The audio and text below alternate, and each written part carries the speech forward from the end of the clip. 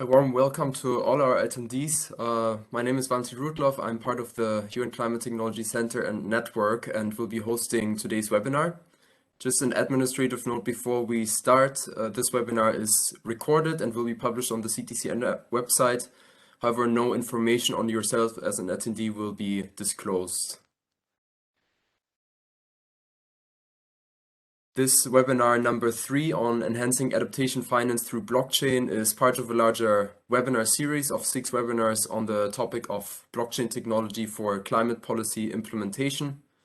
The webinar series is running until the end of January next year and touches on topics such as blockchain 101, energy markets, mitigation and adaptation finance, carbon markets and value chains. Perhaps you had already the pleasure to join one of our previous webinars on blockchain 101 and governance and clean energy. The webinars are delivered by the UN Climate Technology Center Network in collaboration with one of our network members, who is the Blockchain and Climate Institute. Just a few words on these two organizations. The CTCN is the implementation arm of the UNFCCC technology mechanism. We, as a center, on the center side, promote the accelerated transfer of environmentally sound technologies for low carbon and climate resilient development at the request of developing countries. The CTCN overall provides technology solutions, capacity building, and advice on policy, legal, and regulatory frameworks tailored to the needs of individual countries. By harnessing the expertise of a global network of technology companies and institutions. At this stage, we have more than 650 network members that we're collaborating with on different mitigation and adaptation areas. On the other side, our network member, the Blockchain and Climate Institute, is a volunteer-led, not-for-profit organization founded at COP23 in 2017.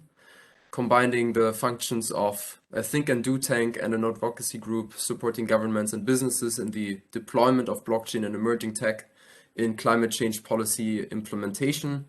BCI's mission is to effect positive changes by raising awareness among the international climate change policy community of this potential of blockchain technology to considerably enhance and accelerate climate actions. So, welcome to today's webinar, or welcome back to the webinar series. And today's webinar will provide us an overview on blockchain in the context of adaptation finance, including disaster risk parametric insurance and adaptation infrastructure construction monitoring, amongst other topics. We will be speaking about questions related to how can blockchain enhance the access to adaptation finance, how does blockchain-based parametric insurance work? And these and more topics will be covered today by Dr. Sai Kishore Nellore, who is the Principal Assistant Director General at the BCI, with a use case presentation from Sid Jiha, the owner of ARBOL Market Company. We'll have about 20 minutes of introduction at the beginning, then 20 minutes of guest contribution from Sid, and wrapping up with a Q&A session of 10 minutes.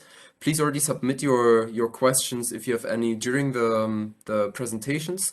You can do so at the bottom on the very right. There are 3 dots, and there you find the Q&A functionality.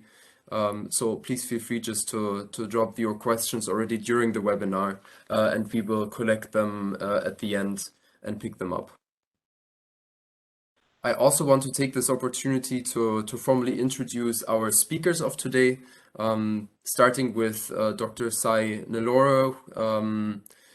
He has more than 24 years of international experience in the area of low carbon, climate change mitigation, and sustainable development, working with multilateral government and corporate sectors, and specifically more than 6 years of experience in senior leadership positions. Dr. Nellore particularly has a successful track record of conceptualizing, developing, and implementing innovative forestry and natural ecosystem projects and programs. And then our guest speaker, Siddhartha Jiha, is the founder of ARBOL Market and currently serves as the chairman and CEO. Sid is also a founding partner of D-Climate, the first decentralized network for climate data, forecasts, and models. Prior to founding ARBOL and D-Climate, he has over 13 years of experience in the financial industry, covering the interest rates and commodities in both quantitative research and trading roles. Previously, he was the vice president of interest rate strategy at JP Morgan and has taught financial markets at NYU. Sid has graduated from Harvard University with a BA cum laude in applied mathematics and MA in statistics, and he has also authored, my excuses, the well-received book Interest Rate Markets, published in both English and Mandarin. If this is interesting to you, please feel free to look it up. This is all from my side, and now we can jump right into the topic. So I would give the word over to Sai and stop sharing my screen. Please, Sai, you can start sharing your screen. Yeah, thanks a lot, Valentin. Just let me start off my screen. Here we go.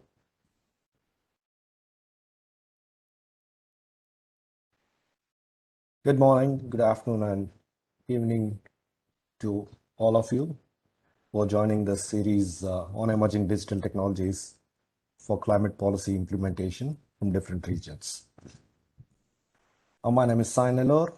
As introduced, I'm the Principal Assistant Director General at Blockchain and Climate Institute. Okay, just before we start, I would like to present a small video about adaptation finance.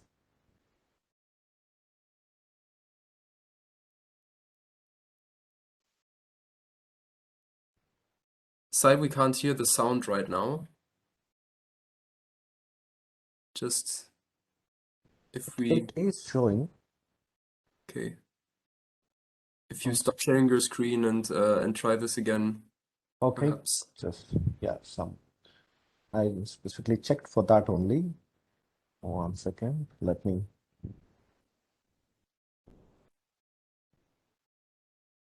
Okay.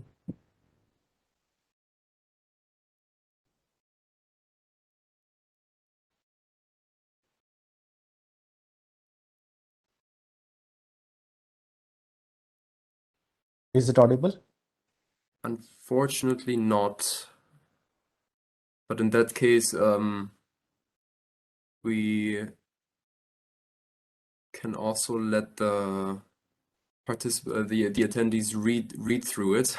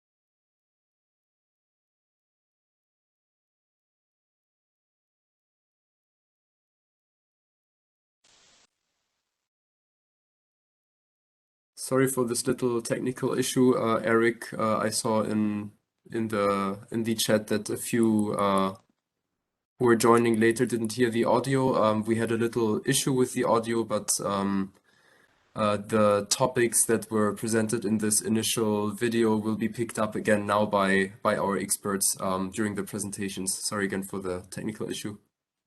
Over to you, Sai. Sorry for this technical glitch.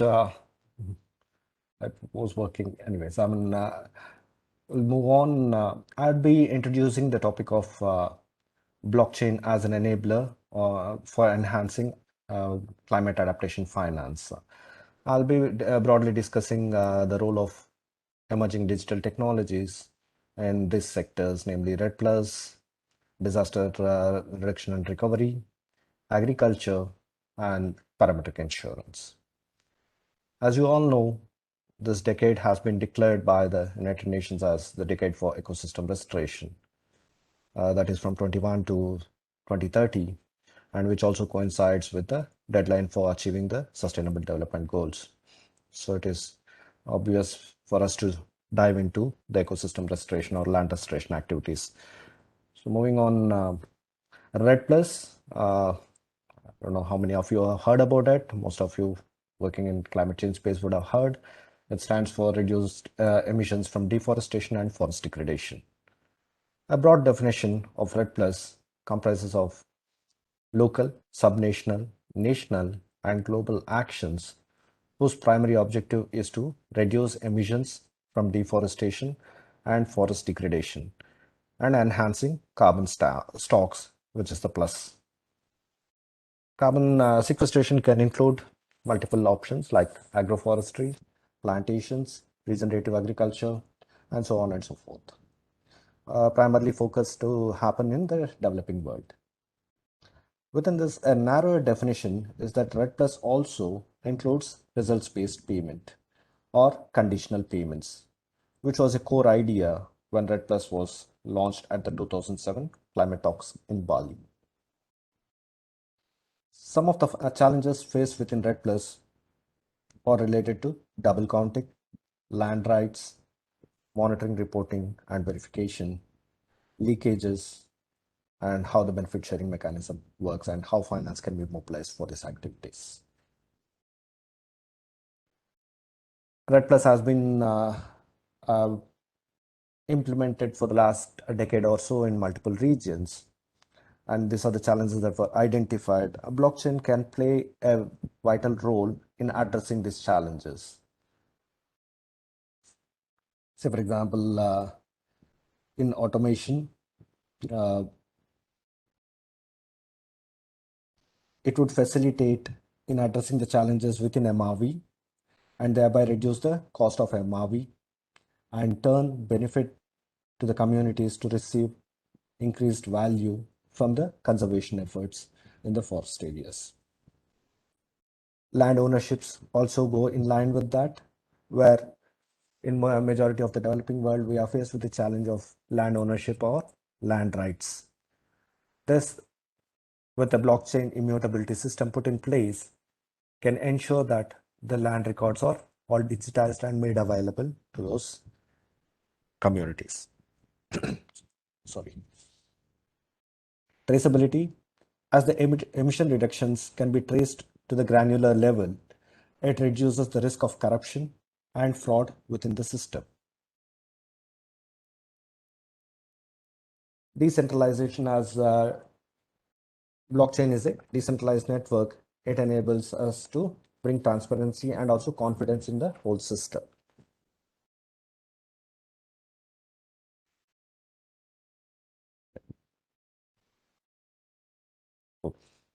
This was what I was talking about. Apologies. Blockchain technology, in combination with artificial intelligence, deep learning, or artificial neural networks that are trained to know the difference between different forest types, can assess real-time monitoring of forest resources and documentation of the same using blockchain applications. This can help in automating the MRV practices and thereby lead to transparency and in turn facilitate results-based payments. Blockchain-based applications can improve the reliability of carbon sequestration monitoring or develop AI tools interfaced with GIS to monitor the different ecological states at regular intervals. The recent advancements in satellite imagery tools and spectrometry would provide linear and documented evidence of forest monitoring at regular intervals. This can be placed on a block to enable transparency and traceability that are time-stamped so that the progress of conservation or reduced deforestation can be monitored continuously.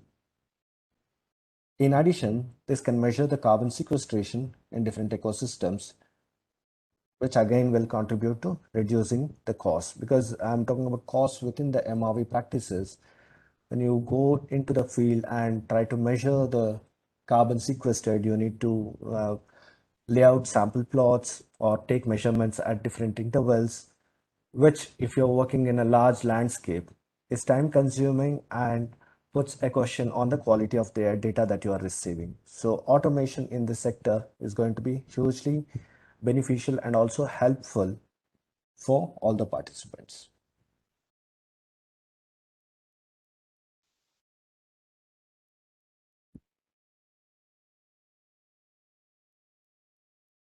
Blockchain combined with AI and IoT can contribute towards regular monitoring. Said in the activity data, this all information can be captured and stored on a block, which can be accessed by the validating and verifying agencies to ensure that the data so captured is meeting the required standards. That can be monetized based on the different standards and the benefits passed on to the farmers. A simple illustration of that, how the flow can happen and where blockchain sits in this whole system. It's listed.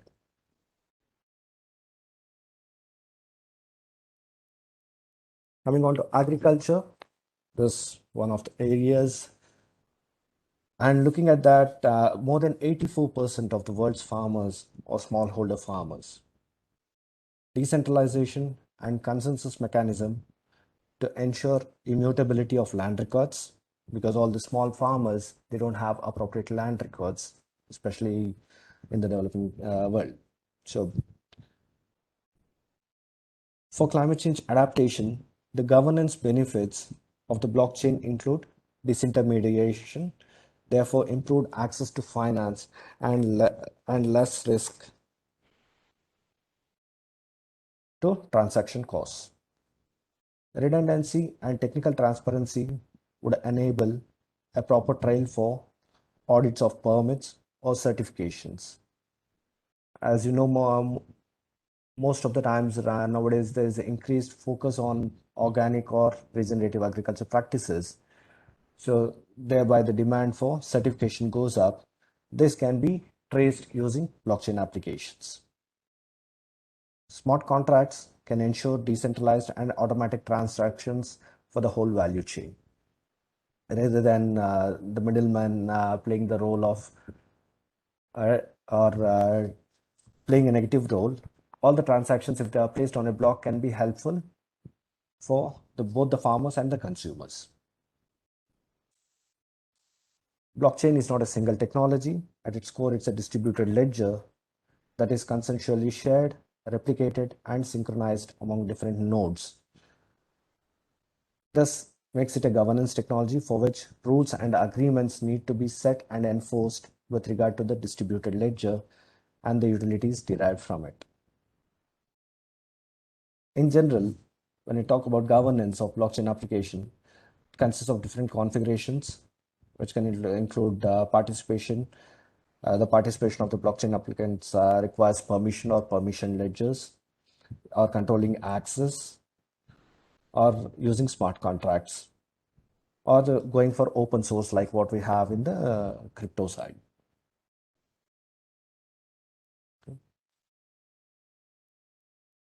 To wind up, I would like to touch upon parametric insurance.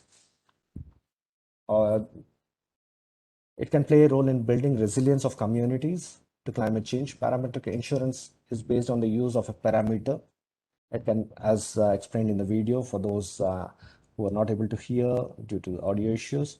It can be typically the amount of rainfall, temperature, or wind speed, or a combination of any of these factors that is correlated to the client's loss due to these factors. The claims amount is prefixed in the insurance contract and is triggered upon exceeding the threshold conditions. This is an alternative to non-traditional risk solutions. That's about it from my side. Thank you. Thank you, Sai, for the presentation. As a few have asked already in the chat, the material with the recording will be made available on the CTCN website. So if you've joined in late, you can catch up on this as well afterwards. Don't forget to use the Q&A function. If you already have questions at this stage, you can type your questions already at the bottom, very right. You see 3 dots, and there you can open the Q&A function. We will pick them up at the end of the webinar during the Q&A session. And after we heard an introduction now to the topic of adaptation finance, I'm happy to welcome our guest speaker, Sid, to present ARBOL Market. Over to you, Sid, for your presentation.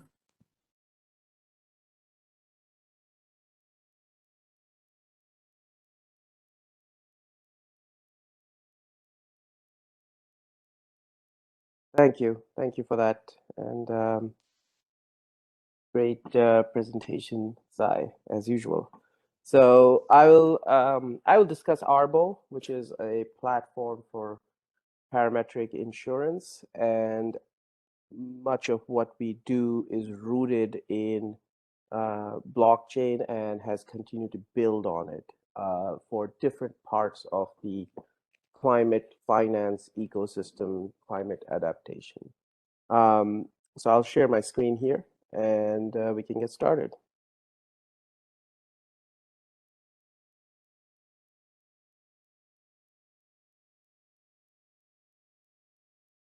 So ARBOL is a digital insurance specialist, and this is a broad overview of what we do, and then we will get into a few case studies specifically relating to climate adaptation, the use of blockchain to perform, parametric insurance type programs, and how that leverages efficiencies and scale. So what we do is we have a platform that uses data-driven insurance products. So external data is used to furnish payouts related to a host of different risks. And these risks can be a very large variety of them, anything essentially with a data set. Now, when it comes to the data sets of interest, many of them are around either local or broader regional scale climate variations. And this kind of demand is rising very rapidly as climate patterns shift and livelihoods and businesses are at risk from a multitude of different problems. So examples of what we do could be, rainfall. And rainfall is low, and the farmer gets paid when the drought level is above a certain index level. Another could be a wind farm gets paid if the wind speed of their farm or affected operational volatility and revenue losses. And I can list a huge number of these contracts that we already do, which can talk to rainfall data sets, temperature data sets, soil moisture data sets, snowfall, wind speed, cloud cover for solar, and a much longer list than that, where we have facilitated risk transfer that allows businesses and individuals to have peace of mind and also know that above a certain amount or below a certain amount of rainfall or temperature, they are covered. And the idea here is to bring scale, transparency, and efficiency to that entire process, which was very much missing when we started. So with parametric insurance, you can scale very easily. Why? Because we have global data sets that cover, every different part of the world, but also multiple data sets that cover different parts, allowing us to choose the best data that might be applicable for the product that we are looking at. In terms of transparency, the way traditional insurance is done is extremely opaque with very long contracts, hundreds of pages, and then on top of that you have a large number of exceptions such as pandemics, which have led to thousands of lawsuits over the last year in many parts of the world. So the traditional insurance model is really not based on transparency. It is, it is plagued with delays, disputes, and in some cases fraud. What we try to do is have simple contracts where data can determine what you get paid, and this way, all parties are aware of what is, the triggering mechanism, and all parties agree that this is the data set we're going to use, and we use data sets that all parties trust from the start. And efficiency is key here because you have a tremendous number of intermediaries in insurance who, at each step, by tacking on their fees, cause a much higher price for the consumer than is palatable, leading to reduced scale. Because when you charge very high prices, obviously you're going to have trouble spreading into new markets. And this effect causes, or had caused parametric insurance to stay in this stunted state where you just did not have enough diversification because only a few wealthier, larger corporate clients could afford it. And then because of that high concentration, the price could never come down. So putting it all together, that's, those are our pillars, and, we continue to grow across the world, and we offer products in now, I think 10 plus countries, all types of different risk types. And, we have grown volumes tremendously now, over 30-fold since the past year, showing how strong the demand is once you can deliver the product in the right format, in the right way to the consumer. So how does the decentralized aspect work? And what we found was that you couldn't decentralize everything from day one. There are lots of regulatory barriers in insurance, and so we have a hybrid model where we keep certain aspects centralized due to regulatory needs and decentralize where we can, because we firmly believe in the power of decentralization. So starting out is our climate data ecosystem, which is called DClimate. And I encourage everyone here to look up DClimate. I think there's a lot we can do with many of the audience members, as well as just, we're really changing the way climate information is disseminated. Climate information has huge problems of access, availability and accountability, and you have huge, problems with immutability. And it's confusing. The data sets are hard to work with unless you have a data science team, and it's very difficult to get actionable insights unless you're willing to pay hundreds of thousands of dollars in subscription fees to the various platforms that specifically do this.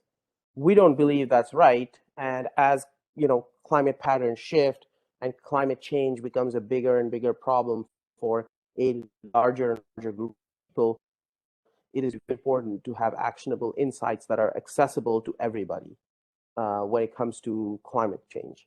So that's what DClimate's aim is. And DClimate is working on a wide variety of issues. But DClimate's core is a decentralized data network that was built from day one on IPFS. We don't use AWS and a lot of these other cloud services. And the idea is to build a community that talks, that has two-way communication. It's not just about, here's some data, here, take it. It's about a community that's contributing data, that's contributing actionable insights, building apps on one side, and other people who are users, interacting with them and getting the most out of this network, all run in a transparent network, which allows validation. So if you are a forecast company, you are basically going to say, okay, here is my forecast record. DClimate bots will track that versus other companies that have forecasts or versus realized data. What this does is put companies on a level playing field, not just the ones with the biggest marketing budgets that are going to win, but the ones with the best models. And that's not always the ones with the biggest marketing budgets, as we all know. So that's the first step in this chain of decentralized insurance, which is the data. Next comes the Chainlink Oracle network. So what is an oracle, right? An oracle is a layer on top of the chain, which allows the chain to talk to external data. Without an oracle, the smart contract would have trouble being smart, so to speak, right? You wouldn't be able to access external data. So in the case of parametric insurance, the oracle is saying, here, I'm going to bring you the data on the rainfall to the smart contract. Then the smart contract can say, okay, the rainfall totals are below this certain amount. I calculate that the payout is X. And that's you'll see the smart contract phase. And this is where that's what the smart contract's job is. Now, the smart contract is doing a bunch more stuff in terms of keeping audit records, making sure that the correct as of dates are used in the data, that it hasn't been changed retroactively, which happens with weather.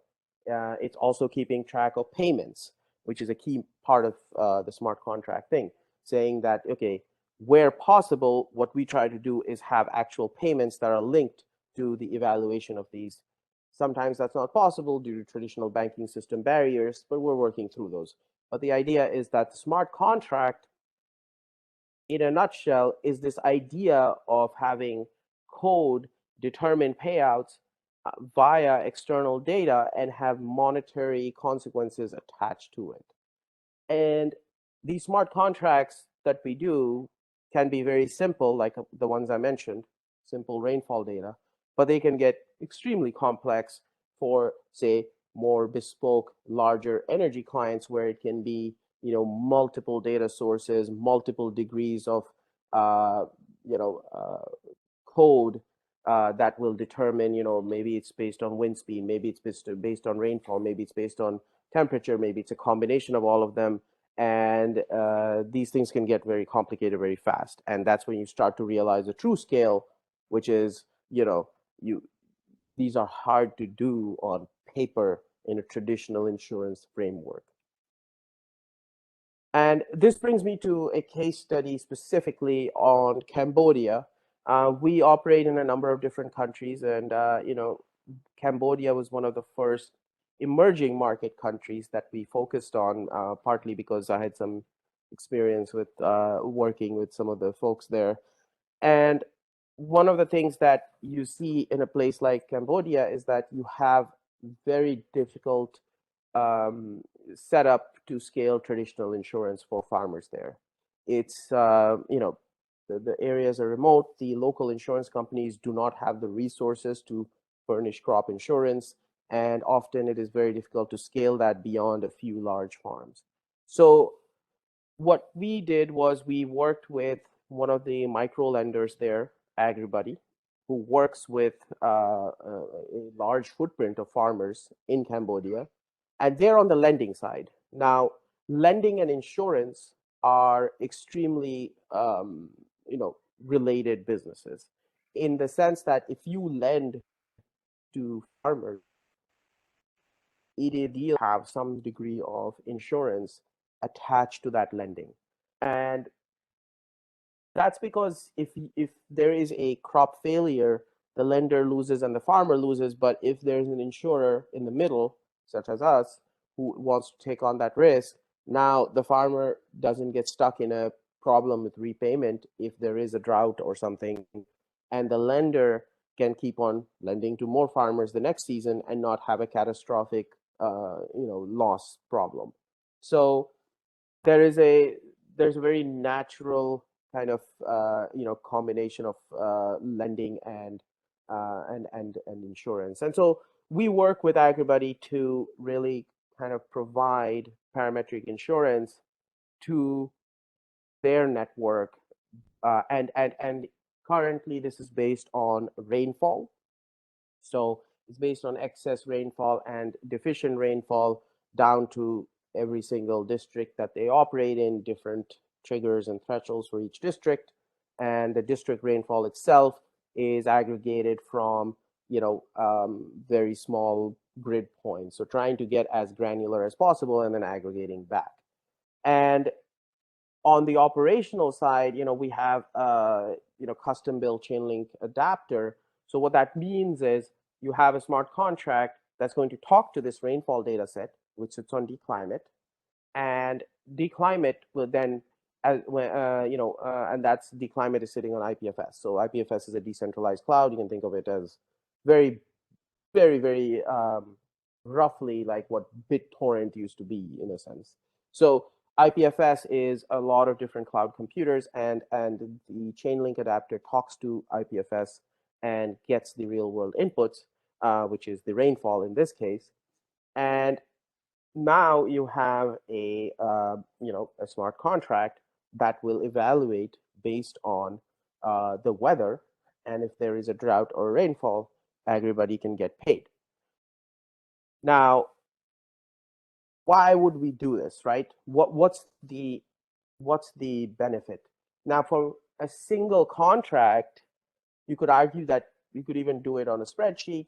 Not true, actually, when it's more complex contracts, but on a simple contract, you could technically, painstakingly do it by hand, which actually is probably how a lot of times it's done. What this real scale comes out to is that when we do this kind of stuff, now this particular transaction can be combined with, hundreds of other transactions that we do. We have done on the order of getting close to 1,000 transactions, right? So when we do these transactions, we have we have the ability to combine all these different transactions into a portfolio. The smart contracts make it much, much easier to do that because they are all just pieces of code and can be combined. Now you can run risk on the combined portfolio in an easy way. And very importantly, you can then transfer it to the reinsurance market very, very easily, which currently, again, requires a lot of intermediaries, a crazy amount of PDFs and Excel files being sent around all these different, between the insurer, the MGA, the broker, the reinsurance broker, and the reinsurer, and I can list a bunch of other intermediaries who are involved. They all don't have an easy way to talk to each other. It's all just a hodgepodge of documents being sent around. So this puts it in a cohesive way, and now you have a portfolio that you can reinsure maybe half of it or whatever. However you want to do it, this brings that scale to that whole process. As more, as there's more and more comfort with digital currencies and other aspects, those kinds of efficiencies start to really exponentially add up when, say, digital currency can be sent by the smart contract to the different players. Right now, we do this partially by plugging into banking systems where we can and furnishing payouts automatically, but it's not as smooth as if everybody had digital currency. So there are different layers of efficiencies that we can start adding.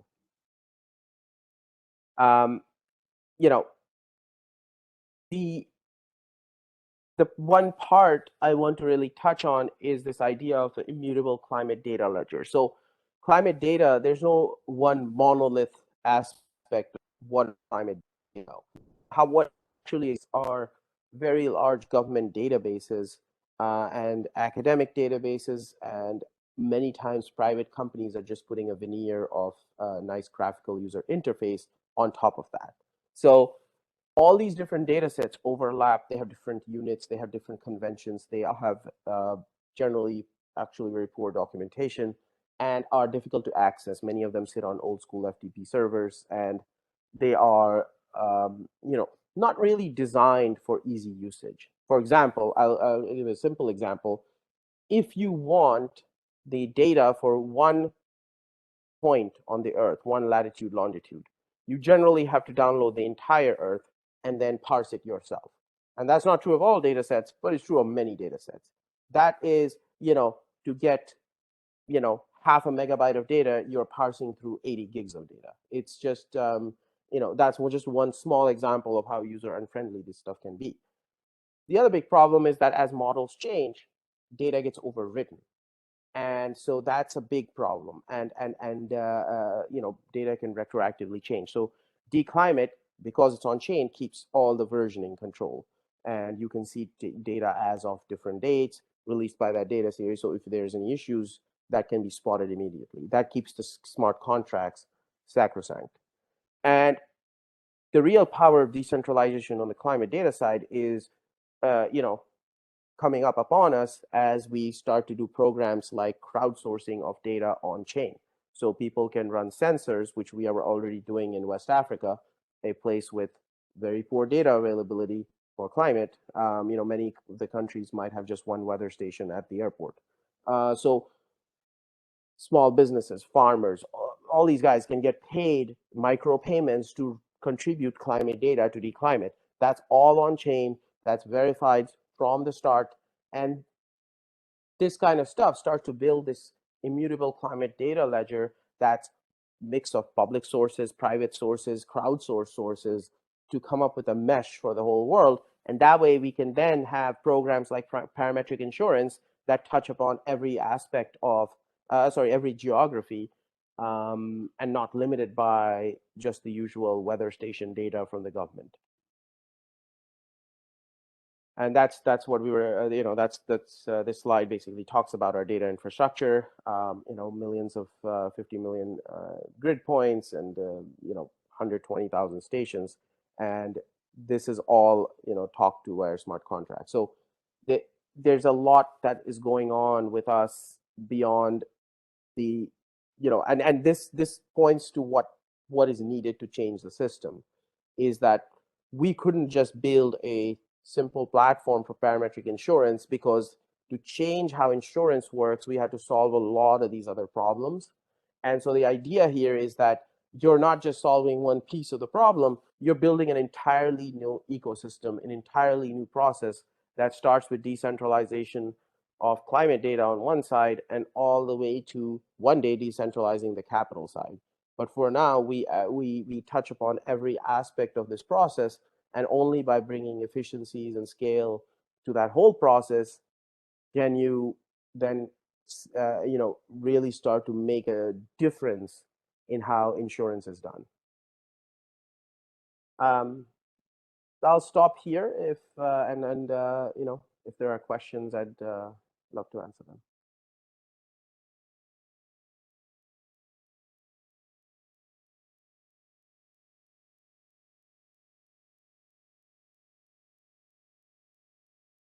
Thank you, Sid, for the great presentation. I think this was very complimentary also with Sai's introduction. We would now proceed to the Q&A, and I would hand over to the Chief of Staff, John, Chief of Staff of BCI, to lead the Q&A session. Thank you, Valentin. Well, as far as I can see, the first thing to say, there aren't any questions that have come through. So if you're listening to this, I'm sure you must have questions that you'd like to put to us. So please use the Q&A to do that. But let me just kick the ball up, get the ball rolling with a few questions of my own. I'd just like to first of all try and understand a bit more about how granular the data is that we can use for parametric insurance. So if you're talking about rainfall for a farmer who may have a very small plot of land, and over the space of 100 acres there could be any number of farmers using that area, are you able really to break down the rainfall by that level of granularity? And not only that, it may turn out that they're not really taking the water for their crops so much from rainfall as so much as irrigation from rivers. So really their dependency is less on the rain that falls on their land and more on the rain that falls somewhere up in the hills. So how do you tackle those sorts of issues? Right. So on the data granularity, we can get it down to, I think, 2 to 3 kilometers right now. We're always working to increase that. such as with local sensor programs. These are things that we are very keen on expanding. The one thing I will say is that the granularity, you know, is important, of course, but getting it down to the farm level may not be as necessary because we're not doing single events generally. So when you look at a wide scale drought or a deficient rainfall over 2 to 3 months, then the spatial variations between 2 kilometers away and 2 kilometers this way do start to reduce considerably. And that's what we try to stick to. So it's very important to build the right program for sure. So, we're never going to be selling this farmer like a 1-day rainfall contract. In terms of irrigated and non-irrigated, absolutely, we price those very differently, and we often will run programs separately for rain-fed and irrigated. And in many parts of the world, rain-fed is the norm. But if it's irrigated, then it's a very different product, and it may depend on the hydro levels, like you mentioned, on the nearby rivers. Thank you. We have got a question from Catherine, who's saying, while one appreciates that with the scale of this question diminishes importance, but if a portfolio is sold to the reinsurance market, is there a risk that this is seen as just another product, which is only fit for purpose when, for example, farmers are rather homogeneous and the varied nature of asset levels is not necessarily accounted for? Is that an issue that you've had to deal with? So this is why it comes back to, we could not do any one sliver of this problem. We had to do all of it together. And so when you think about the types of risks we do, that's why we are in agriculture, we're in energy, we do wind speeds for wind farms, we do cloud cover for solar, we do, even in agriculture, we do actual crop yield data in some of the countries where that is available on the local level. We may do rainfall in other places. We do a lot of temperature. What we are building is a global book specifically to avoid that problem.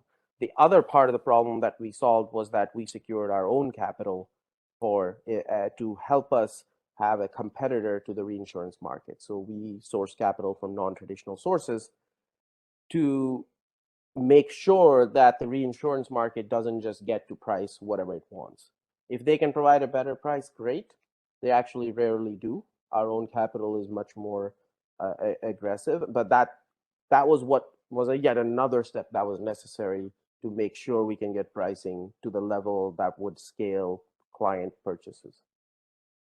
And could you say something about the infrastructure that you've got for providing the data?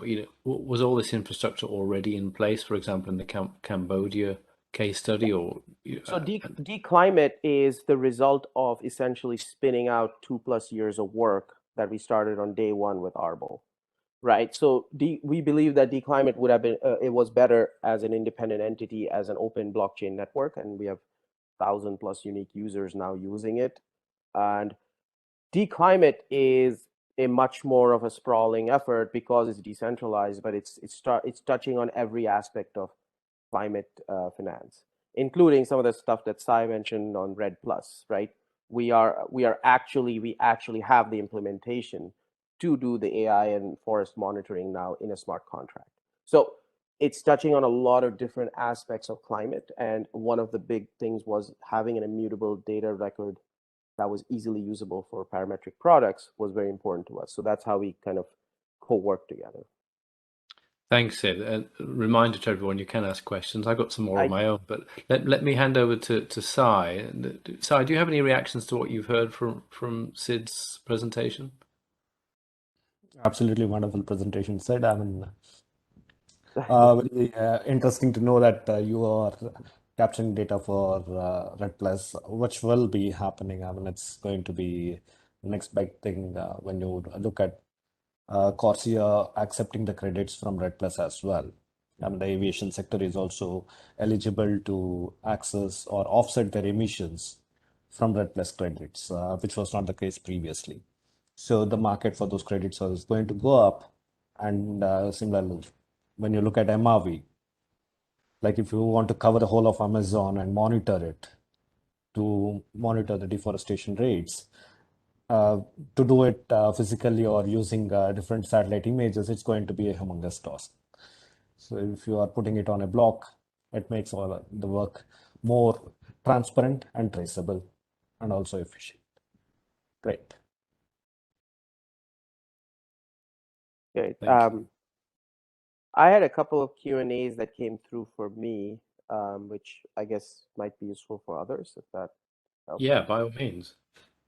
So one of them was from Roberta about, is the data for ARBOL being used mostly coming from satellite images? What else is used? And what is the average latency between event and insurance payment? Great question. It's satellite images is actually less of it. It's more the big sort of meteorological data sets, as well as crop yield data sets in the case of agriculture. So a lot of these data sets are giant, reanalysis and other models around temperature, rainfall, snowfall, wind speed, and so on.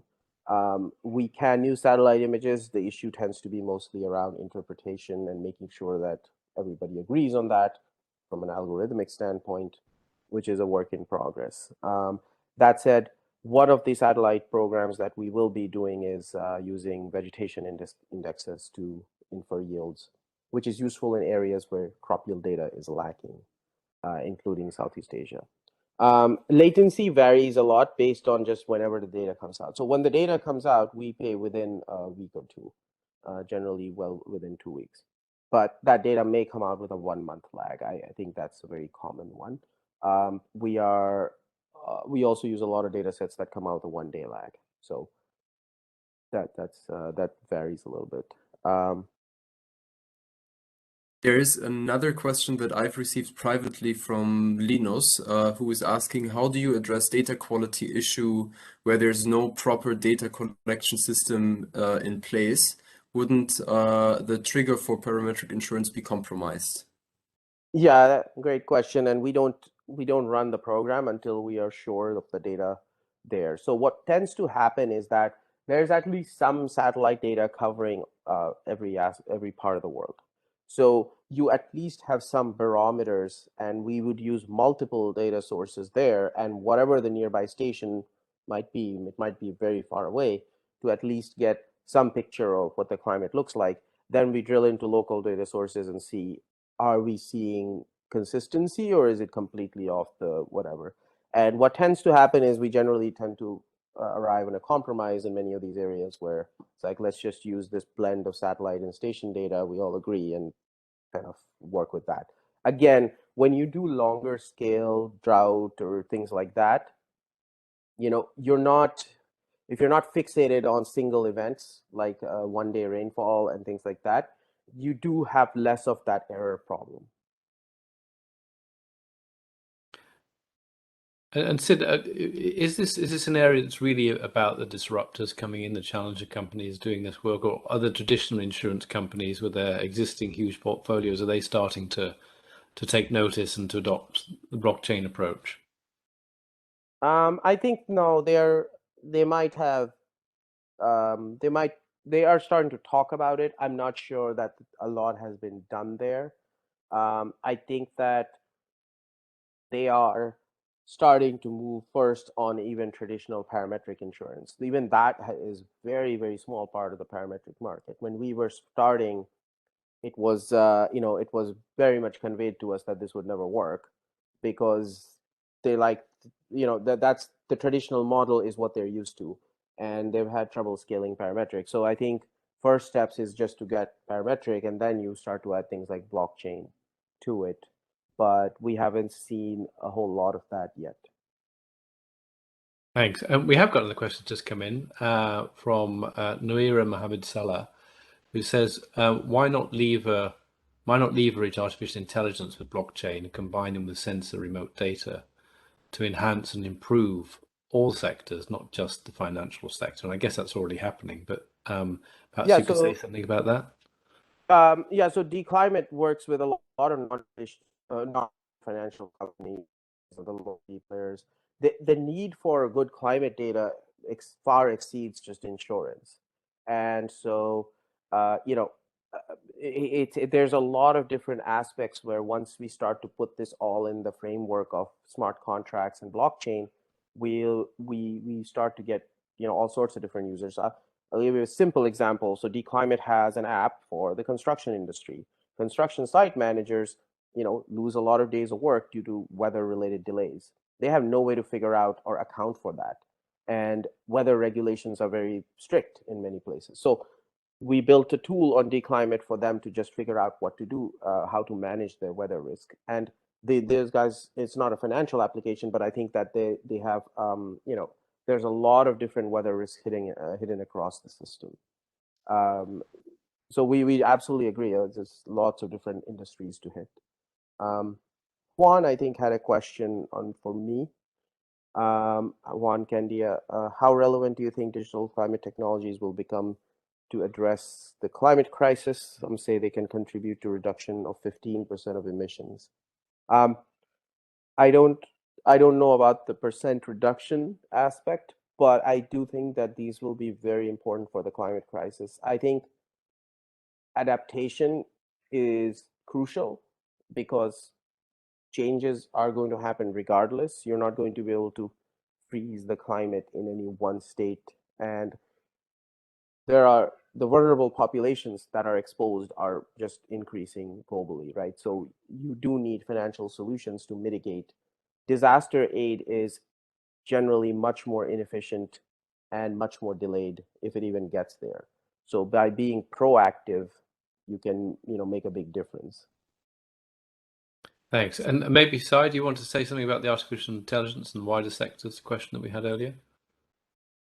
I mean, which we were discussing with regards to satellite imagery analysis, it's already happened, like in the forestry sector. For example, I mean, currently we are looking at even monitoring soil organic carbon in the agri landscapes, because in the agriculture sector, you will not have that much of vegetation cover. Like if you're looking at NDVI, in the case of forests, in the case of agri sector, there is already tools available to monitor the topsoil for up to say 15 centimeters depth to monitor how much of carbon is getting sequestered in that, especially in where I can say organic or regenerative agriculture practice lands. You can monitor that. And to just sorry, one more thing on the AI that I think is not appreciated as much as our entire underwriting is AI. We don't have an underwriting staff. So that's another aspect of scale.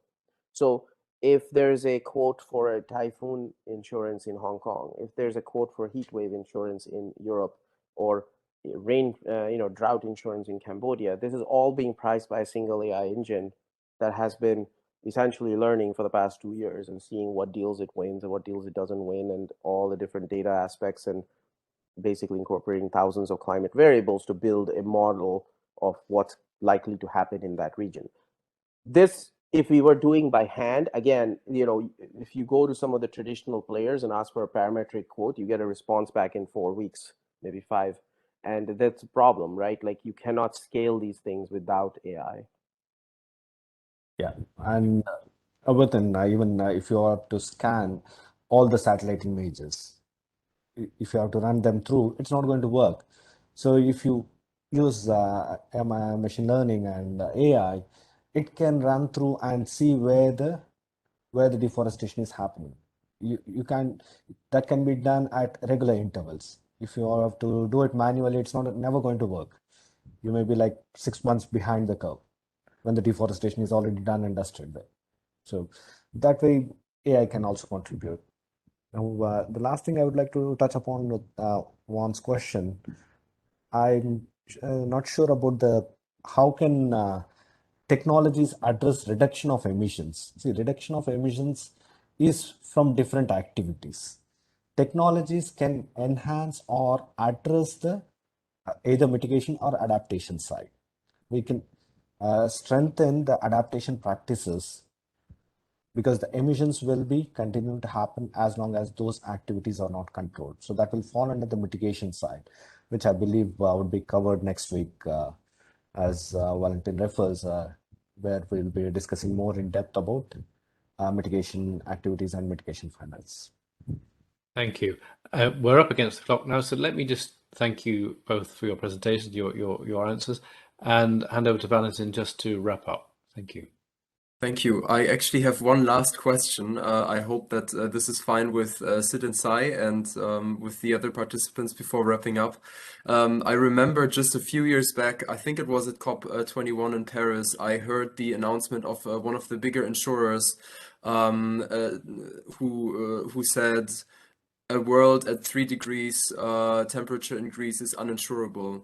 So I wanted to ask what your statement on this is, specifically maybe to Sid, because we didn't have the chance before to speak about this, and whether you think in parametric insurance and also new approaches, novel approaches using digital technologies, do you reflect on this in the same way? I guess I wouldn't be so pessimistic, and it does make for a nice marketing slogan, I guess. So the way, if you look at what climate change patterns actually look like locally, they're extremely varied. Not all places are getting warmer, not all places are getting drier. What tends to happen is that you are having different divergences and new patterns coming out. So that's not a situation that makes it uninsurable, actually makes for a very interesting book that you build. And what we see is we are not getting only, hot weather insurance requests, right? We get all variety, and those varieties are increasing because the patterns are shifting. And a lot of your insurance is seasonal. Seasonal variability is even more varied than the longer term trend. So you can have a longer term trend of very warming winters, but you'll have cold snaps like you did in Texas this year, which completely threw everyone off. So there is no one playbook. There's no one because it's 3 degrees or some magic number that will make it uninsurable. Thank you. Great.